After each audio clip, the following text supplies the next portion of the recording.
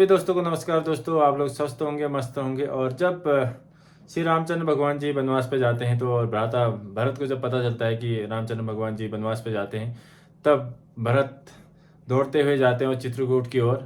और एक सुंदर सा भजन, 2 लाइनें मैं आपको सुनाता हूँ।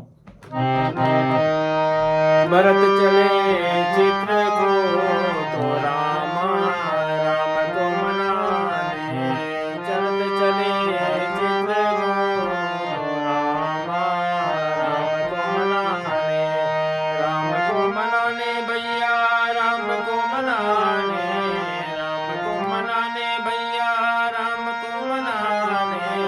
भरत चले चित्रकूट तो रामा राम को मनाने, कन पुलकित